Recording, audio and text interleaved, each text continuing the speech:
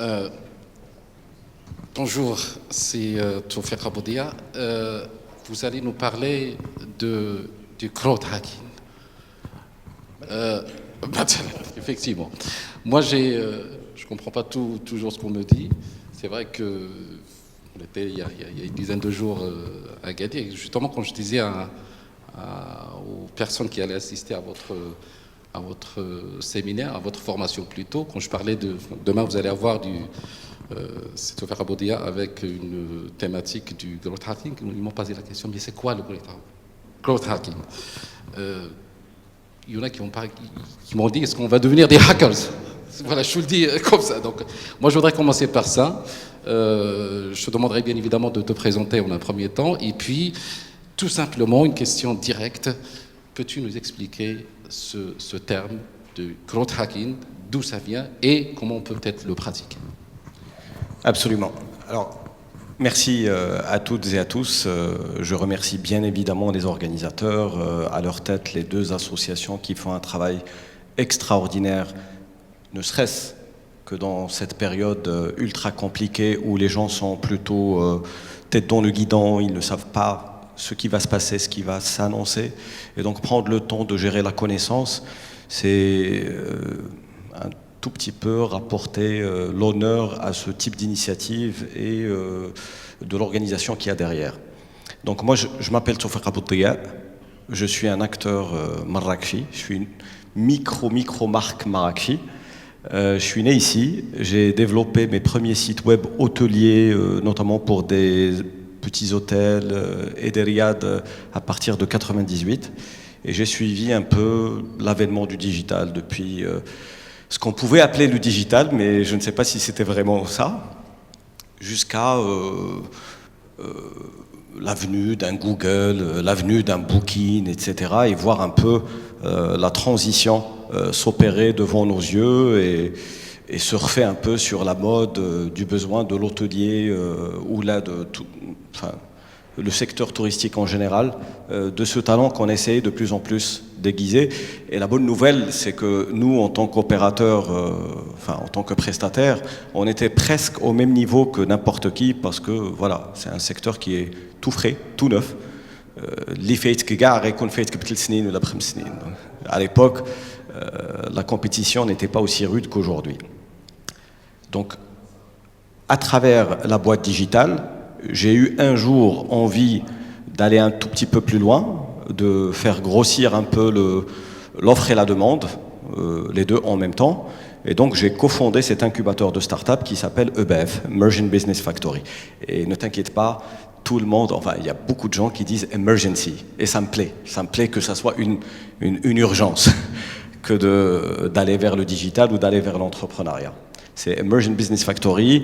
Quand on a lancé l'incubateur, on s'est dit que nous sommes à Marrakech et il va y avoir beaucoup de contraintes, beaucoup de difficultés parce que la ville n'était pas connue pour le secteur.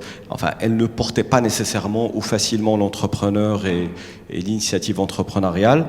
Et puis, c'était pas nécessairement une ville connue pour la digitalisation. Donc, toutes les grosses boîtes, elles étaient à Casablanca. Moi-même qui opérais cette petite boîte à l'époque, elle s'appelait Neptis, ô combien il était difficile et compliqué de retenir les talents à Marrakech ou tout simplement au sud. Ils partaient comme des papillons, comme disait notre ami tout à l'heure, vers la lumière qu'offraient les grandes enseignes à Casablanca. Donc on a choisi une thématique un peu globale qui est l'IT et les médias. On voulait accompagner beaucoup plus ce secteur qui nous était familier. Alors IT parce qu'on fait tous du digital à EBF ou presque. Et puis médias parce que c'était la spécialité des deux boîtes. La boîte que moi j'opérais, ou Epic, et la boîte de mon associé qui aujourd'hui est devenu le leader français de la presse thématique et avec lequel on gère, je vous donne une statistique de ça fait 3 mois mais qui a changé. Qui a augmenté, qui était 1,5 milliard de pages vues par mois. Donc on gère une soixantaine de magazines, en tout cas on gérait une soixantaine, je pense qu'aujourd'hui on est un peu plus. Et l'idée, c'est simple, c'est de prendre des niches d'intérêt commun. Ça peut être la voiture, ça peut être le tennis, ça peut être le management, et de créer des sites médias qui vont accueillir un trafic, soit un trafic naturel parce que c'est un trafic qui est assoiffé, qui cherche du contenu premium, soit ce qu'on appelle chez nous un trafic élastique, c'est-à-dire que le site web peut pendant un mois avoir 1 million de visiteurs et pendant le mois d'après avoir 500 000. Donc c'est un trafic élastique. Et j'essaie de parler de ça parce que le plus important pour nous tous, je pense, c'est cette histoire de trafic. C'est cette histoire où est-ce qu'on va aller récupérer l'attention et l'intention de notre client. Que ce soit le client qui va consommer le média ou le client qui va aller jusque votre booking engine et réserver une nuitée ou plus. Donc ça c'est pour juste raconter l'histoire. Mon cher ami Yahya, il m'a ruiné ma présentation parce que tabarakallah alayh, il a étoffé. Je pense que c'est l'une des présentations les plus riches que j'ai vues ces dernières semaines. Et je le remercie d'ailleurs d'avoir tutoyé ce sujet qui est celui de marketing territorial, parce qu'on apprend tous à un certain moment qu'il faut faire de l'abstraction. C'est-à-dire que quand on opère un process, celui de l'hospitalité par exemple dans un hôtel, au fait, il faut s'inquiéter de ce qui se passe au-delà de l'hôtel. Il faut s'inquiéter à partir de la première étape par laquelle s'engage cette transaction ou cet acte de consommation. Et donc je pense qu'il a élaboré un plan pour sa présentation qui m'a intéressé personnellement et qui va me faire réduire quelques slides ou quelques éléments de ma presse pour ne pas vous faire un bis repetita. Et je vais plutôt accentuer mon intervention sur des choses que je connais ou là que je maîtrise. Alors, growth hacking. Growth, c'est croissance, et hacking, nous utilisons un terme un peu provocateur. C'est du piratage. Mais je pense que vous avez dû quelque part entendre aussi des tendances qui s'appellent le body hacking. Il y a des athlètes de grande performance qui ont trouvé des astuces en hackant leur corps. À quelle température ils prennent leur douche, qu'est-ce qu'ils mangent le matin, quelle respiration ou exercice ou rituel de marche ou autre ils exercent pendant une journée, tout ça pour devenir ultra performants. Donc oui, il y a cette tendance qui est méconnue de tous, et je vous rassure, elle était méconnue de moi-même, ça fait 2 ans ou 3 ans, et je m'y suis intéressé, et le jour où on m'a invité pour ajouter mon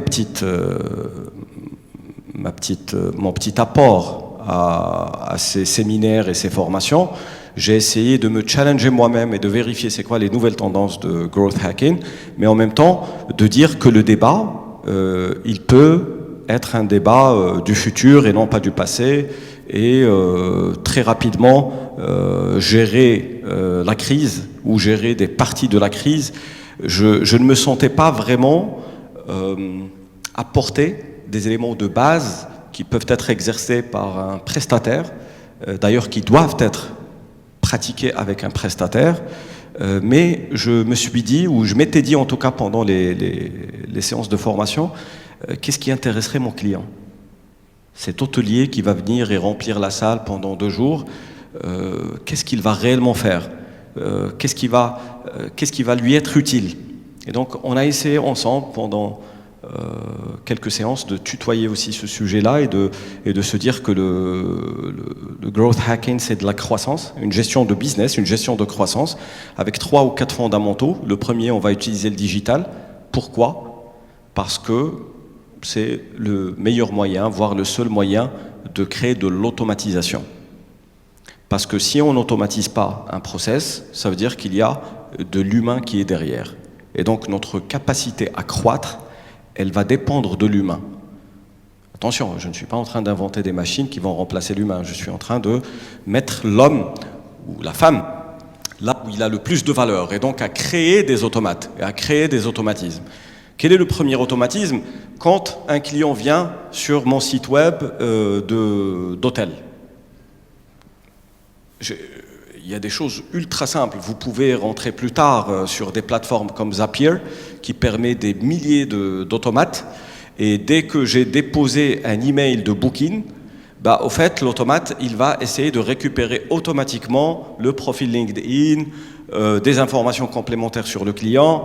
Il va créer une entrée sur un Google Calendar. Et donc, il va faciliter énormément de tâches qui étaient auparavant intempestives et chronophages, qui prenaient beaucoup de temps à cet utilisateur qui est votre réceptionniste, qui est votre concierge, qui est votre booking manager, qui est votre revenue manager. Donc aujourd'hui, la plus grande force du digital, c'est l'automatisation. Et d'ailleurs, pourquoi est-ce qu'on parle de start-up? Ça, c'est le deuxième critère du growth hacking. Parce que les startups, par rapport à d'autres entités que vous connaissez tous, les TPE, PME ou autres, ce sont des entités à haut potentiel de scalabilité. C'est-à-dire qu'elles peuvent se reproduire et grandir hyper rapidement et un peu partout. C'est ce qui va différencier un artisan d'un start-upper. Un artisan qui va essayer de faire un excellent travail. On a toujours envie d'avoir des artisans. Mais, par exemple, ma femme qui est médecin, elle ne peut pas recevoir en même temps plusieurs patients.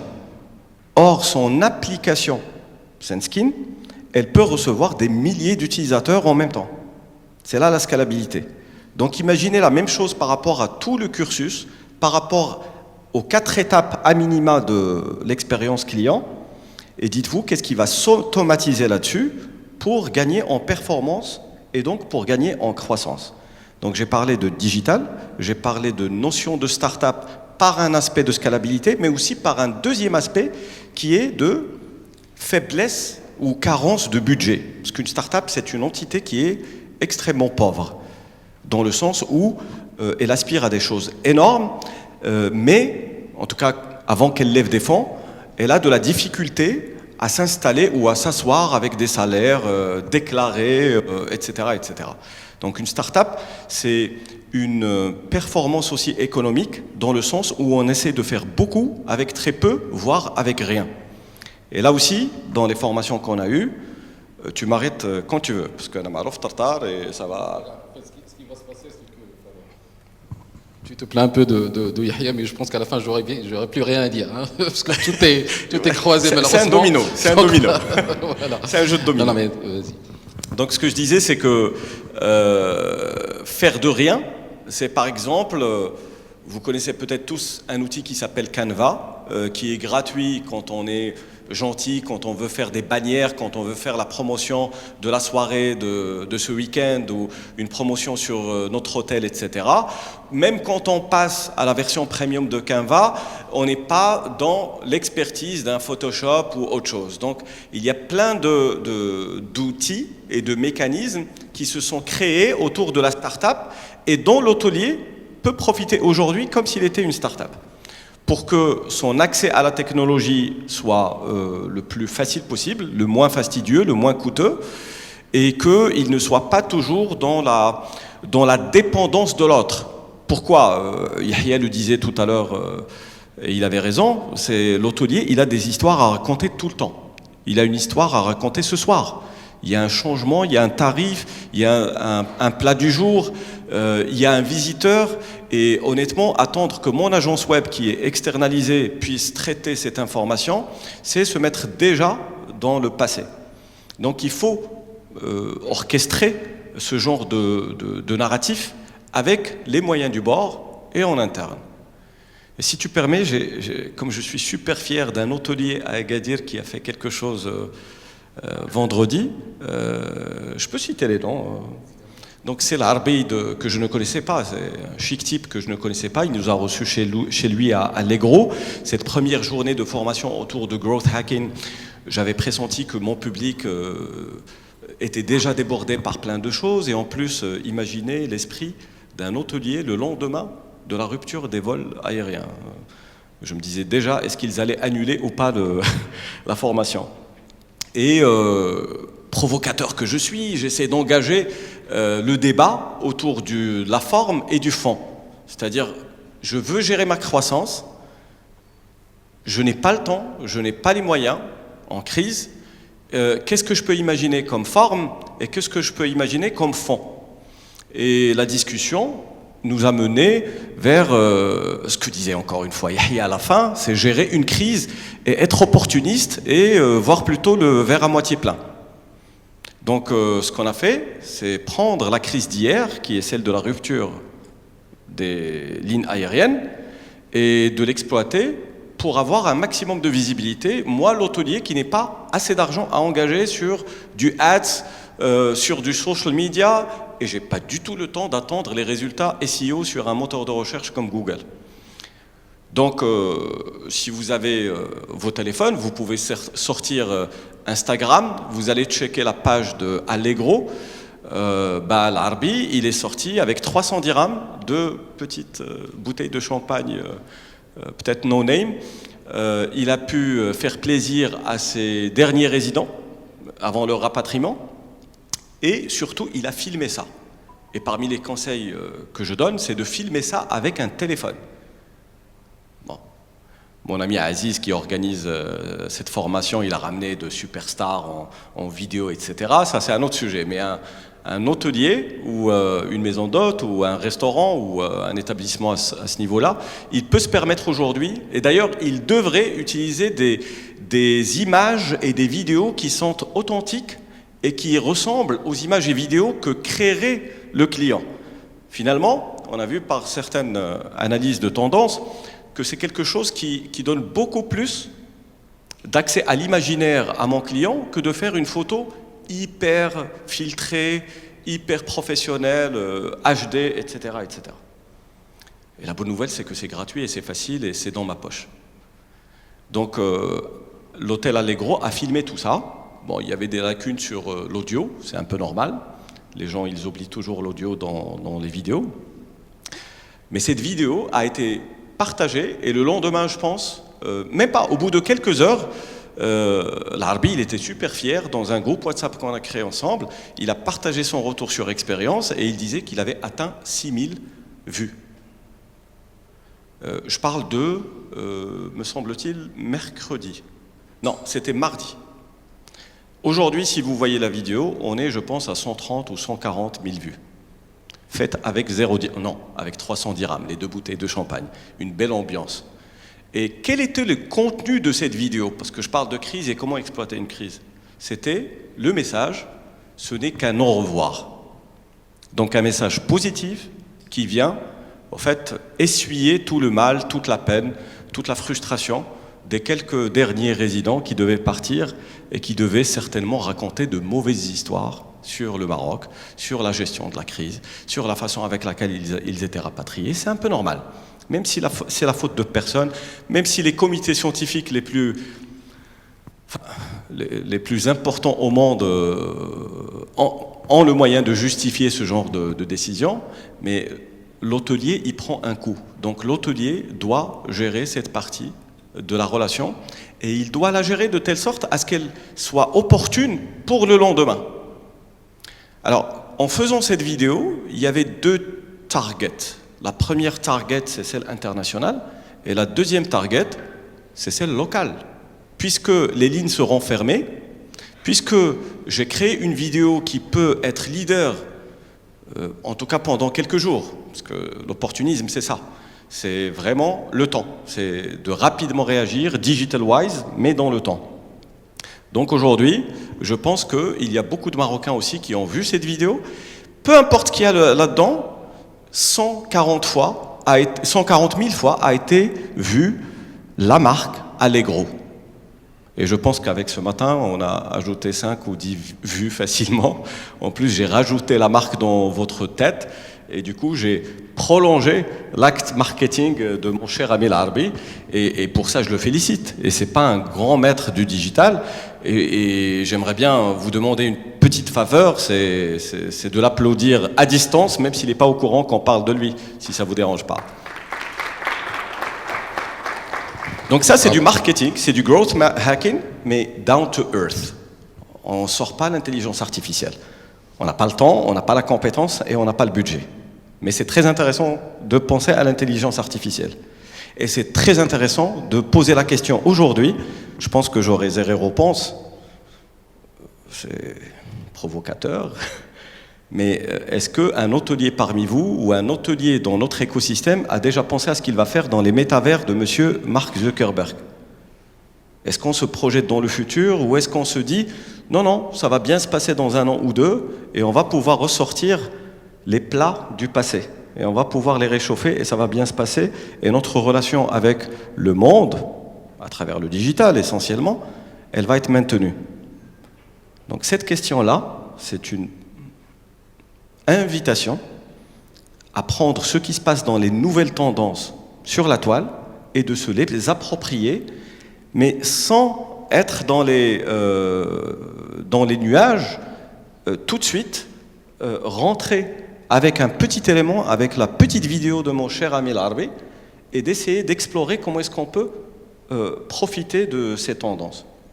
Mais pour le reste des tendances, je pense que tu me poseras des questions. Non, non, justement, bon, tu parlais de 6 000 vues, c'est ça, de notre parce que quand il a publié, ouais. C'était 6 000. Très bien. Mais après... à cet instant, je vous parle, mais je n'ai pas vu aujourd'hui. En tout cas, hier soir, c'était 135 000 ou 138 000. Donc, je pense que c'est arrivé au moment où je te parle à 140 ou 150, très bien. Plus ou moins facilement. Alors, là, on parle justement d'un établissement sur la ville, au Maroc. Moi, la question que je voudrais te poser, cher Tawfiq, c'est est-ce que tu peux peut-être partager, je sais que tu as des entreprises à l'étranger également, est-ce que tu peux nous partager avec nous quelques chiffres sur le territoire européen, par exemple, ne serait-ce que français? Je pense qu'on serait un peu surpris. La vérité, je ne saurais pas répondre à cette question. Ou alors, chiffre de quoi? Est-ce qu'on parle d'hôtellerie ou du secteur? Mais ce que je sais, c'est que quand je parle de chiffres aujourd'hui, je parle d'argent. Je parle de combien me coûte un utilisateur. Je parle de c'est quoi les statistiques. Ici même, dans cette salle-là, on était en formation. Il y avait cette représentante d'un hôtel, ici, de la Seine de Marrakech, qui voulait créer une offre et la mettre sur Internet. Elle était, je pense, les 2 jours de formation, elle était spécialement pour vendre son nouveau produit ou la relance de son produit, un brunch. La première chose qu'on a faite, on est rentré, on a vu c'est quoi les statistiques, c'est quoi les chiffres. C'est combien de personnes le mois dernier et le mois d'avant, enfin le même mois l'année dernière ou l'année 2019, parce que l'année dernière, comme dit Kulthum, je ne sais plus comment est-ce qu'elle le dit dans sa chanson, mais on a vu en 2019 et elle était choquée, parce qu'au fait, il y avait à peu près 800 personnes qui cherchaient ça par mois. Comment est-ce que je peux monter un service avec 220 couverts pendant 4 semaines, c'est-à-dire 4 week-ends, en espérant vendre mais allez, admettons qu'elle veut être remplie à 50% pour ses brunchs. Donc 110 par week-end. Ça fait 440 la totalité du mois. Or, le marché, je parle du marché au niveau du digital, le marché, il est de 800 personnes. Soit elle va tout rafler, ça veut dire qu'il n'y a personne d'autre qui fait le brunch, soit elle compte sur autre chose que le digital en tout cas. Donc les chiffres aujourd'hui, c'est accessible. Je parle de tes clients en fait. Toi, est-ce que tu as des clients justement à l'international avec lesquels tu as certainement des chiffres par rapport à ces actions? Mais je le ferai, ça me flatterait. Hein. J'ai un client qui a fait ou qui fait, grâce à ce qu'on fait pour lui depuis Marrakech, 300 millions d'euros de chiffre d'affaires. Je le disais, avec lequel on gérait jusqu'à, ça fait 2 mois, 1,5 milliard de pages vues. Je dis jusqu'à 2 mois parce que, on a racheté Melty, qui est c'est le groupe média pour les jeunes numéro 1. Donc il a été racheté et on est en train d'opérer les magazines en ligne pour les mettre dans le parc technologique. Et on est en train de mettre les outils de monétisation là-dessus. Et puis, ce même client, il avait promis de passer de 40 millions à 300 millions et il l'a fait. Et il a promis depuis l'année dernière pour fin d'année prochaine d'arriver à 1 milliard d'euros de chiffre d'affaires et je pense qu'il va le faire. Et on vient de signer une campagne avec Air France et Michelin pendant 3 ans à valeur, me semble-t-il, de 2 ou 3 millions d'euros. Et attention, c'est pas l'argent qui vient dans ma poche, c'est l'argent qui vient dans mon client. la grande faiblesse du modèle d'un garçon comme moi, c'est que nous sommes sur la low-tech value. C'est-à-dire que la grande valeur se crée ailleurs et nous, on construit les machines qui vont la faire. En attendant d'avoir un marché, d'avoir des ordonnateurs qui demandent à le faire. Et de mes dernières réunions avec Sir Shishan, l'ex-président de la région, il y avait une volonté, éventuellement dans une région comme celle de Marrakech-Safi, de créer des médias et de contrecarrer les médias qui sont négatifs et de créer des médias de plus en plus autour de l'entrepreneur, du narratif qui flatterait chaque élément de notre région ou de notre destination, que ce soit Marrakech ou le Maroc en général. Pourquoi? Parce que l'entrepreneur qui va aujourd'hui créer un média en ligne, le gros du trafic, il va le récupérer grâce au scandale. Donc il va beaucoup plus s'installer dans un modèle économique où ça va parler politique, ça va parler Fadihatun Kubra, ça va parler de tel et tel et tel, que à flatter un territoire ou autre. Et je pense qu'il y a une co-construction à faire au niveau de ces médias. Très bien. Tu veux pas de présentation? C'est bon. Ça Non. va. Très bien. Alors, techniquement, qu'est-ce que tu nous comment dirais-je, qu'est-ce que tu nous suggères? Alors, techniquement, j'aimerais parler d'un axe, on va dire, ou de deux axes. Deux axes. Un axe, juste pour partager un peu de connaissances. Ce n'est pas un atelier technique, ce n'est pas une formation. Juste pour partager un peu de connaissances, il y a le trafic chaud et le trafic froid. Le trafic chaud, c'est un utilisateur qui, au moment où on parle, il est en train de chercher hôtel à Marrakech. Et il est en train de le chercher où? À 92% de chance sur Google. Donc ça, c'est un trafic chaud. Comment je le capture? Comment je le récupère? Google, il a déjà pensé à cela. On achète. On achète des mots-clés, on crée des campagnes et on fait des enchères, on fait des bids. Donc Max, il va acheter Créative Marrakech. Moi, je vais venir surenchérir là-dessus et je vais mettre un budget pendant une période. Et tous les deux, on va être vus pendant une période de 5 jours ou de 20 jours. Et à la fin du parcours, on aurait réussi à convertir quelques-uns des visiteurs. Je parlerai de la conversion dans un deuxième temps, mais juste qu'on se mette dans l'esprit qu'il y a un trafic chaud et un trafic froid. C'est quoi le trafic froid? C'est le trafic qui, aujourd'hui, on trouve dans les médias sociaux. C'est des médias où il y a énormément de gens qui ont l'intérêt de venir chez Max, mais pas aujourd'hui, ils ne sont pas en train de chercher, ils ne sont pas au courant. Donc Max va essayer, excuse-moi, je t'ai trouvé devant moi, donc c'est très facile. Donc Max, il va essayer d'animer leur intention, de teaser leur intention et de provoquer cette deuxième phase qui est la planification. Parce que at the end of the day, ils sont intéressés par son service et son parcours et son produit. Mais juste qu'ils n'avaient pas la tête à y penser aujourd'hui.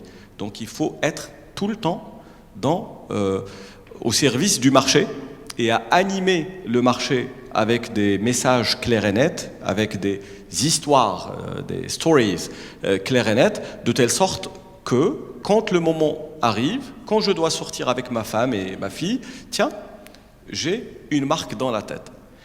Peut-être que j'en ai 3, peut-être que j'en ai 5, ça dépend du marché et de combien d'acteurs ils vont s'installer sur le marché pour inspirer, et ça dépendra de moi, de mon budget. Et quand je n'ai pas de budget, ça dépendra de ma performance digitale, notamment à faire comme notre cher ami l'Arbi, avec 300 dirhams. Donc, trafic chaud, trafic froid. Ensuite, il y a ce que je partageais aussi pendant la formation, ces 3 niveaux d'acquisition d'utilisateurs. Il y a le court terme, le moyen terme et le long terme. Le court terme, encore une fois, nous allons l'acheter. C'est le trafic chaud dont je parlais tout à l'heure, donc c'est sur Google. Mais sur Google, la partie Ads. Ensuite, nous avons le trafic, à moyen terme, c'est le trafic d'inspiration. Donc on va être sur les médias sociaux et on va essayer d'être tout le temps sur les médias sociaux, observer ce que les autres disent sur les médias sociaux et venir crier plus haut, crier de manière plus belle, plus créative, parce que c'est ce qui va retenir. Non seulement il va faire mémoriser ma marque, mais il va la faire mémoriser avec quelque chose d'agréable, quelque chose de positif. Ensuite, le troisième, c'est le plus important, mais les acteurs n'ont jamais le temps de s'en occuper, c'est le SEO, Search Engine Friendly, ou Search Engine Friendly. C'est être sur un moteur de recherche comme Google, encore une fois, mais cette fois-ci en trafic organique. C'est-à-dire que je tape des mots-clés, notamment des mots-clés de niche, et je me retrouve dans cette page qui ne me coûte rien parce que le clic n'est pas comptabilisé. Il n'y a absolument aucune facture qui est émise par Google à la fin de la journée ou de la campagne. Mais c'est un travail de longue haleine qu'il faut commencer hier, pas aujourd'hui, et c'est un travail de contenu. Donc c'est un travail de narratif. Alors, pas que le texte, tout à l'heure j'ai entendu mon cher ami Yahya parler de texte, aujourd'hui, pensez s'il vous plaît futur. Pensez que les plus grands moteurs de recherche sont omnibulés par une chose très tendance, très importante chez eux, ce sont les assistants virtuels. Alexa, Siri et l'assistant de Google, Google Assistant. Et donc c'est de la voix, c'est aussi de la voix. Et même les vidéos, on extrait, enfin les algorithmes de Google, ils vont faire l'extraction de la sémantique qu'il y a là-dedans, que ce soit en audio ou en visuel. Et ça s'améliore de plus en plus. Donc oui, créer du texte, mais oui, créer aussi de l'image et créer de la vidéo, et faites en sorte à ce qu'il y ait des magnets, des petits aimants à l'intérieur de vos contenus, parce qu'un petit magnet, avec un petit magnet, avec un petit magnet, bah, ça crée un grand aimant, et vous devenez un super bon ami de Google, et au fil de l'eau, il va vous... Déjà parce que en mettant du contenu, vous allez devenir un référent pour un nombre de gens qui vont partager votre contenu, donc déjà vous réussissez dans le premier baptême de Google qui est l'ami de mon ami, c'est mon ami.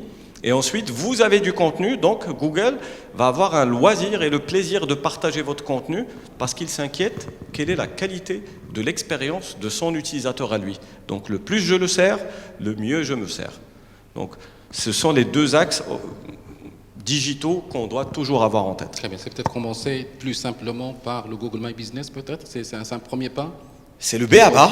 Voilà, oui, mais je veux dire... لا يدخل علينا من لا يتقن الهندسة اللي قال Effectivement, c'est pour ça que je dis ça, parce qu'effectivement, on a pour peut-être se familiariser en un premier temps avec ceci, peut-être commencer par le Google My Business. Alors Google My Business, c'est un outil de Google, qui est d'ailleurs devenu Google My Profile depuis une dizaine de jours. C'est encore une fois un outil, je vais dire de growth hacking, parce que c'est le début de la création de la croissance. On dit, enfin, la statistique, c'est que 92% de la discoverability, de la capacité d'être découvert, elle passe par Google.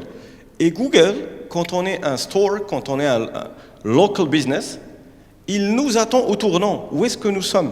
Dans quelle partie de la destination ou de la rue nous sommes?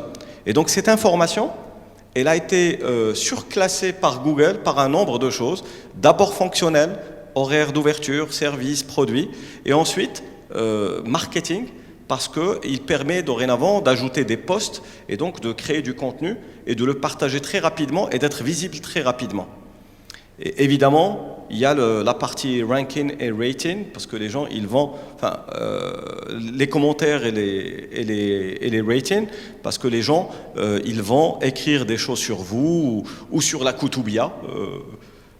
Monsieur le délégué, avant qu'on commence avec le CRT à travailler sur la destination, on avait trouvé que la Koutoubia, il y avait la plateforme pullulait. Il y avait, je pense, dans les 900 000 commentaires, mais il n'y avait personne qui répondait à ces commentaires parce que le Koutoubia dit le Kouchi ou dit le CD. Donc, il fallait que quelqu'un s'approprie pour qu'il réponde au nom de la destination sur le Ktibia. Moi, je sais qu'il a un hôtel ou là mon établissement d'hébergement et je ne réponds pas sur Google My Business sur ces commentaires-là. Et c'est aussi une façon de créer, de faire du marketing. Celui qui a commenté, je peux m'inspirer de ce sublimissime modèle qu'est Airbnb et aller faire une offre à cette personne-là qui a fait un bon commentaire et lui dire tu peux la partager. Tu peux la donner et la remettre à quelqu'un de ta famille si toi tu ne viens pas. Airbnb avait fait ça avec 25% de... Ils offraient à leurs hôtes, à leurs clients, 25% de vouchers à redistribuer à leurs amis. Et ça a créé une croissance énorme pendant cette période de campagne chez Airbnb. Donc, je pense que... Très bien, excellent, merci beaucoup pour ce partage. Alors, on va voir si on a des questions dans la salle, s'il vous plaît. En tout cas, moi, j'ai des questions. Effectivement, le cas échéant, on va vous poser. Oui, alors, vous permettez, juste avant, monsieur le délégué, si vous permettez, aujourd'hui, nous allons travailler sur plusieurs canaux.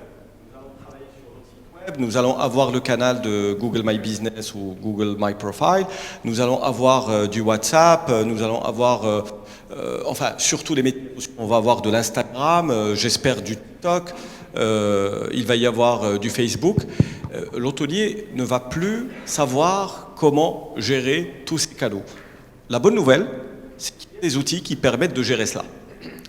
Par exemple, dans la panoplie des outils de chatbot, enfin, de marketing conversationnel, vous allez trouver cette plateforme Ask, qui permet d'installer un seul chatbot, mais qui est connecté à tous vos canaux. Et donc, vous avez la possibilité de gérer la totalité des échanges et d'interactivité avec votre clientèle et avec votre marché très facilement avec un seul outil. Le digital, c'est une question d'outils. Monsieur le délégué. Merci, c'est Sofiq. Merci à l'intervention de Stihia. Donc, vous avez utilisé tout à l'heure le mot co-construction. Donc, ma question, c'est aujourd'hui, il y a le marketing territorial institutionnel qui est initié par l'Office national marocain de tourisme. Il y a le marketing territorial régional, tel que initié par le CRT. Et il y a le marketing entreprise. Ma question, que pensez-vous, y a-t-il aujourd'hui une complémentarité entre les trois axes, une cohérence vous avez donné tout à l'heure l'exemple d'un hôtel d'Agadir. Sur le même schéma, par exemple, au niveau régional, est-ce qu'il y avait quelque chose qui a été initié, même au niveau institutionnel, qui peut être dans la même logique, par exemple, c'est du au revoir, on se verra bientôt. Merci. Alors, merci beaucoup, au fait. Je suis connu pour être un peu turbulent et d'avoir toujours ma langue rapide. Et j'assume ce que je dis. J'ai demandé à C. Hamid Ben Tahar, ça fait 1 mois et demi, quand est-ce qu'il y a eu la rupture des vols avec l'UK? Je pense que ça fait 1 mois et demi. Oui, voilà. Donc j'avais demandé la même chose, mais peut-être qu'il fallait insister, ou il fallait tout simplement que je le fasse avec des acteurs. J'avais demandé combien coûtaient 2 ou 4 stewards et hôtesses, qui vont être au niveau de l'aéroport et qui vont donner un peu de date et de lait, et de dire la même chose, et de filmer ça, et de reproduire. Des fois, une destination championne comme Marrakech, je ne comprends pas pourquoi est-ce qu'elle prend du retard sur certaines choses ultra faciles et ultra simples. Ce n'est pas la faute d'El Hamid Ben Tahar qui fait énormément de choses et qui nous a fait confiance depuis déjà 2 ans ou 3 ans et je l'en félicite. C'est le cas d'ailleurs aujourd'hui de l'AFNI et plein d'associations qui cherchent de plus en plus à se mettre en alliance avec ce nouveau monde, les startups, les acteurs du digital et tout, et de co-créer et de co-penser ensemble à des solutions. Mais ce que disait la personne tout à l'heure, j'imagine que vous êtes professeur, que vous venez ou chercheur. Donc, il y a de la gratitude à l'université, c'est une très bonne chose. Il y a des sujets ultra terre à terre qui ne se font pas aujourd'hui. Yahya, il a parlé de Helsinki. Moi, j'adore Helsinki. J'ai failli m'installer à Helsinki en 2019. S'il n'y avait pas eu l'INDH, etc., j'aurais pu intervenir depuis là-bas. Helsinki, ils ont fait quelque chose d'extrêmement simple, mais d'extrêmement efficient. Ils ont pris des acteurs divers et variés. Il y avait le professeur, il y avait l'entrepreneur, il y avait l'étudiant, il y avait le salarié, il y avait des groupes de réflexion qui sortaient dans le territoire à pied, ils partaient en bicyclette, ils prenaient les moyens de transport en commun, ils prenaient leur voiture. Et ils commençaient à réfléchir en effet ce côté fragment.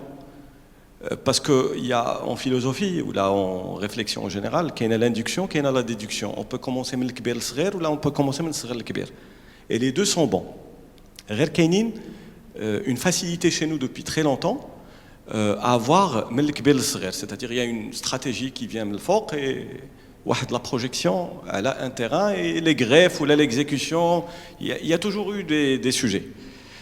Maintenant, on est plutôt à la quête, à lancer les deux process en parallèle. Et alhamdoulilah, il commence à y avoir beaucoup de manifestations liées à l'intelligence collective, où les shabab, machi shabab, kbar, srar, kaytjma'ou, et on réfléchit ensemble. Et les tout jeunes vont nous ébahir des idées incroyables. Et les tout grands, ils vont nous rapporter une expertise et une expérience, mais c'est tout récent. Je pense qu'avant, أنا شلح وشلح فاش كيكون مثلا شي ماء de bas, كيكونوا الكبار, les grands, ils mangent dans un salon et les petits ailleurs, ou là ils mangent même pas, ou là. Donc c'est comme ça que ma culture est faite, malheureusement. Elle a été faite d'une façon il n'y a pas un dialogue quotidien entre les générations. Ni dans le business, ni dans la création de la marque, J'aimerais juste, là je prêche pour mon profil d'entrepreneur, j'aimerais au fait challenger ou défier, il n'y a pas eu une seule destination qui a commencé par l'État. Ça a toujours commencé par un entrepreneur qui va créer un snack ou la chouaya ou la maison d'hôte qu'on n'attendait absolument pas dans un lieu qu'on attendait. C'est parce que c'est fou, parce que c'est un acte de folie et l'État ne se permet pas d'être faux, d'être fou. L'État, il a des instances de sagesse et aujourd'hui, le grand apprentissage de l'État, c'est de laisser la parole aux jeunes. Et comme EBF, je pense qu'on opère parmi d'autres à mettre la relation entre le sage et le fou. Parce que la musique qui en découle, elle est bien meilleure, elle est beaucoup plus audible et beaucoup plus fertile pour notre territoire. Le jour où il y a eu les riads à Marrakech, il n'y avait pas des riads, il n'y avait pas un ministère qui a instauré un nouveau véhicule qui s'appelle riad. Il y avait un fou qui a créé une maison d'hôtes, ensuite le deuxième, ensuite le troisième, et après, ils avaient besoin de régulation, et vous savez, c'est naturel et c'est normal que ça finisse par la scène des sages qui vont réguler parce que on va gérer le politique, on va gérer les assurances, on va gérer la responsabilité, etc. etc. Maintenant, l'État, elle fait de plus en plus de choses. Je pense que le nouveau gouvernement, d'avoir été avec le ministre de l'inclusion économique, mais aussi celui de la jeunesse et de la culture, ils sont en train de chercher à promouvoir la recherche et à mettre le docteur-chercheur ou le laboratoire au centre du débat. Et de vous dire que allez lire The Entrepreneurial State, c'est un livre qui parle notamment de Helsinki, du modèle de la Finlande et comment est-ce qu'elle a choisi son épopée entrepreneuriale. Et ça passe, mais de manière hyper fluide, entre le petit et le grand, et entre l'académique et l'empirique. Et je pense que c'est un modèle que personnellement j'essaie de suivre et de mettre en veille, enfin de mettre tout le temps en veille. Je pense que tout va aller comme ça. Très bien, merci beaucoup. Je ne sais pas si on a d'autres questions dans la salle, s'il vous plaît.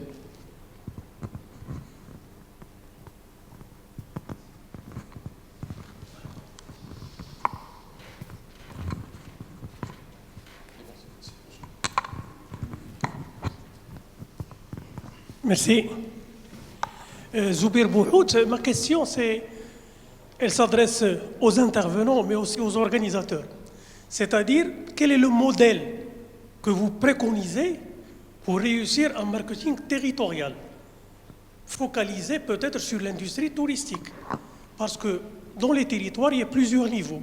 Région, préfecture, commune, chacun a une identité, a sa vision des choses. Mais dans le tourisme aussi, il y a le CRT, il y a l'AIH, il y a les agences de voyage, et chacun a sa vision des choses.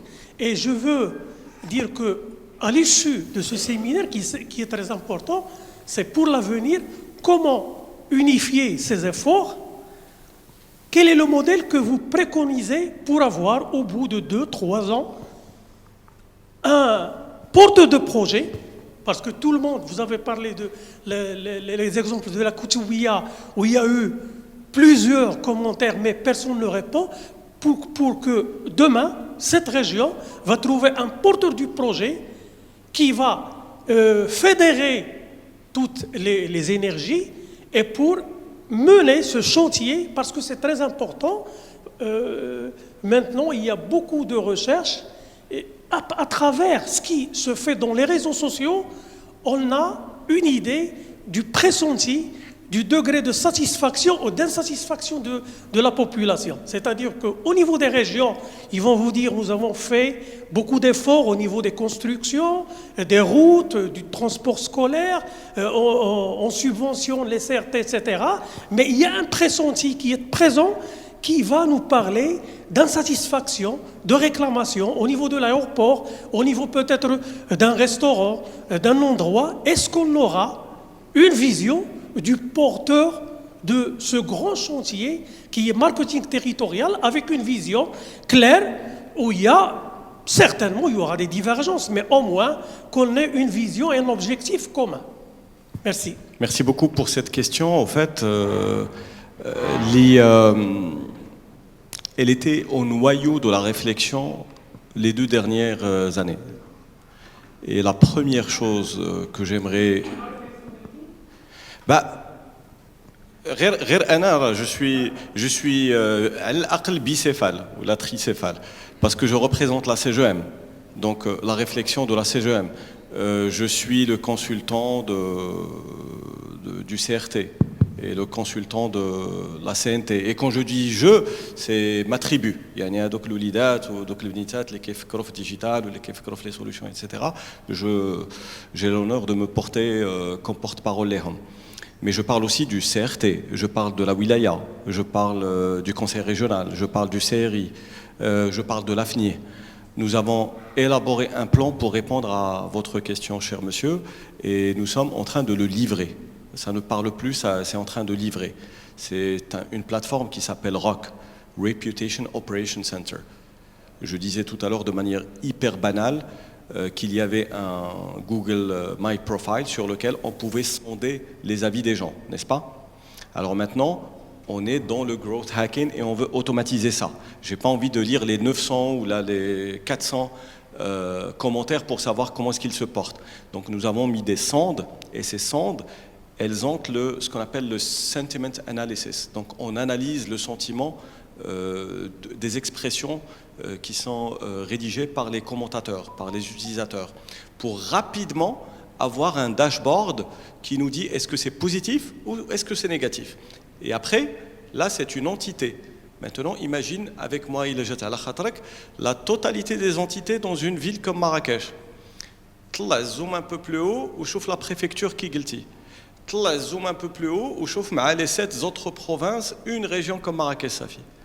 C'est en train d'être livré. Et c'est en train d'être livré pour l'hébergement, c'est en train d'être livré pour la restauration, pour le sanitaire, pour la sécurité. C'est-à-dire qu'on a pensé au tourisme avec grand T. Et on a pensé au parcours client. Et finalement, entité, on a essayé de récupérer les ratings et les commentaires des gens à l'EHA. C'est le cumul des réputations. Et c'est pour ça qu'on l'appelle le premier outil au monde. Je pèse mes mots et je pense que c'est en live, donc ça peut challenger mes amis en Europe ou là aux États-Unis. C'est le premier outil au monde de réputation régionale. Et c'est la région de Marrakech-Safi qui l'a entamé. Donc c'est une grande fierté pour nous.